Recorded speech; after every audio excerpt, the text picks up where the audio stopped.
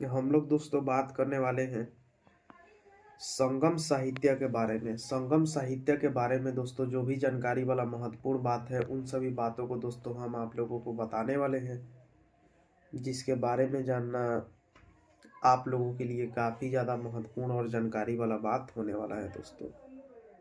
तो आप लोग आज की इस वीडियो के अंदर बने रहिए। अगर आप भी जानना चाहते हैं संगम साहित्य के बारे में कुछ महत्वपूर्ण बातें, तो संगम साहित्य को मोटे तौर पर 3 भागों में बांटा जा सकता है।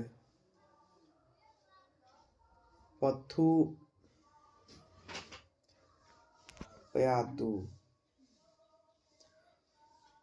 इंथु थोके तथा पदिनेन किलककु। दोस्तों ये सब संगम साहित्य के भाग हैं। उसके बाद अब हम लोग बात करेंगे गुप्त वंश के इतिहास के स्रोत। गुप्त वंश के इतिहास के स्रोत के बारे में हम आप लोगों को जानकारी देने वाले हैं। इसके बारे में जानना आप लोगों के लिए काफ़ी ज़्यादा महत्वपूर्ण बात होने वाला है। तो चलिए हम आप लोगों को गुप्त वंश के स्रोत, इतिहास के स्रोत के बारे में बताते हैं। तो गुप्त वंश का इतिहास हमें साहित्य, पुरातत्व तथा विदेशी यात्रियों के विवरण तीनों से प्राप्त होते हैं। साहित्य स्रोतों में पुराण प्रमुख है, जिनसे गुप्त वंश के प्रारंभिक इतिहास की जानकारी मिलती है, और विशाखा दत्त की रचना देवी गुप्तम में गुप्ता के बारे में दोस्तों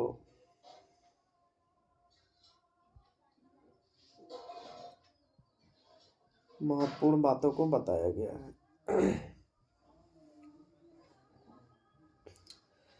विदेशी यात्रियों में चीनी यात्री फायान का नाम स्वर प्रमुख है, जो चंद्रगुप्त द्वितीय के शासनकाल में भारत आया था और उसने मध्य प्रदेश का वर्णन किया है। इसके अलावा चीनी यात्री ह्वेनसांग के विवरण से भी गुप्त काल की जानकारी प्राप्त होती है, और ह्वेनसांग के विवरण से ही पता चलता है कि कुमार गुप्त ने नालंदा महावीर की स्थापना करवाई थी। पुरातात्विक स्रोत में अभिलेखों, सिक्कों तथा स्मारकों से गुप्त राजवंश के इतिहास का ज्ञान होता है।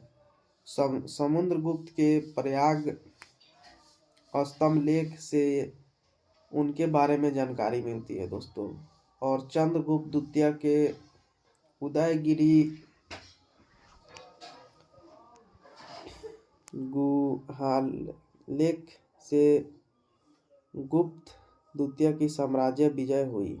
ये सब बात यहाँ पर दोस्तों बहुत ही अच्छी और महत्वपूर्ण बात आप लोगों को जानने के लिए मिला।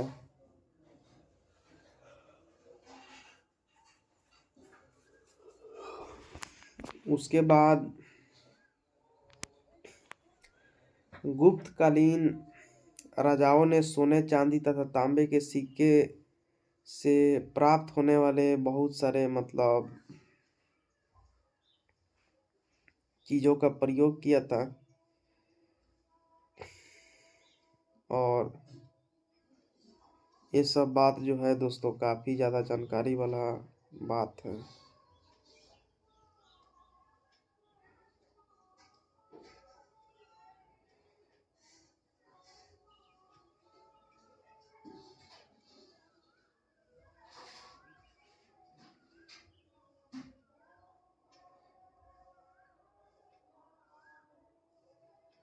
ये सब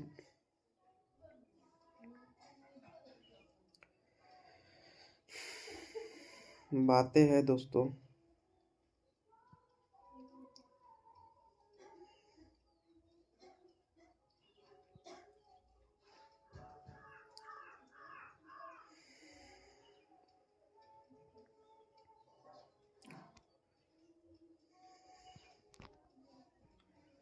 अब हम चलिए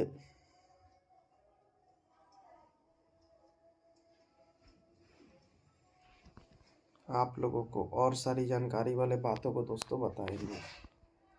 अब हम बात करेंगे प्रारंभिक शासक के बारे में। प्रारंभिक शासक के बारे में दोस्तों जो भी जानकारी वाला बात है उन सभी बातों को दोस्तों हम आप लोगों को बताने वाले हैं। तो चलिए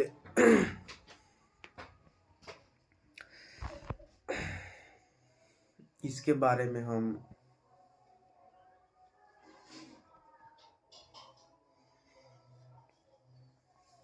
आप लोगों को दोस्तों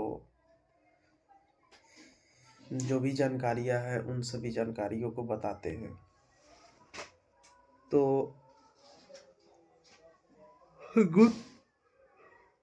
गुप्त राजवंश का प्रथम शासक श्रीगुप्त था। श्रीगुप्त के बाद उसका पुत्र घटोत्कच गुप्त वंश का दूसरा शासक हुआ। इन दोनों शासकों ने लगभग 319 से 320 ईस्वी तक शासक किया। ये सब बात जो है दोस्तों यहाँ पर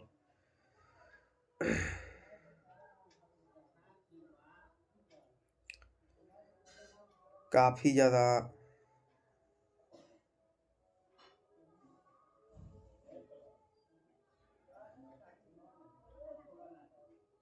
महत्वपूर्ण बात जानने के लिए मिला।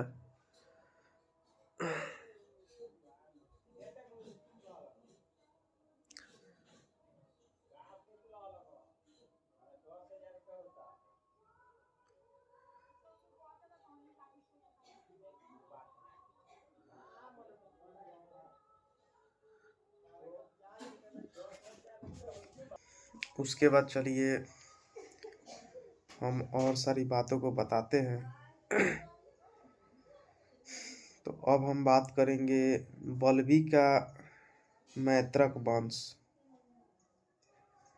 बल्बी का मैत्रक वंश के बारे में चलिए हम बातों को बता देते हैं दोस्तों। तो इस वंश की स्थापना भट्टार्क नामक व्यक्ति ने की, जो गुप्त काल में एक सैनिक पदाधिकारी था। 5वीं शताब्दी के अंत तक भट्टार्क ने उत्तराधिकारियों ने सौराष्ट्र में शक्तिशाली राज्य की स्थापना करने में सफलता पाई। भट्टार्क के बाद धनतेरस शासक हुआ तथा स्वर्ण सिंह इस वंश का तीसरा शासक हुआ दोस्तों।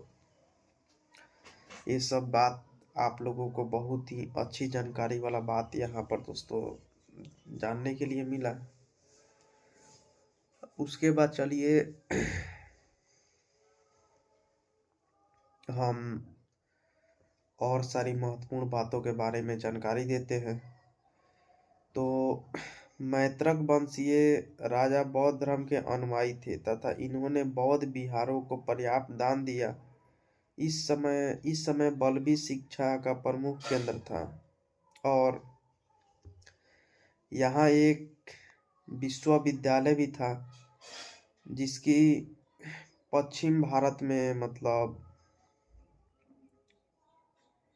प्रसिद्धि थी दोस्तों। ये बात भी महत्वपूर्ण बात है।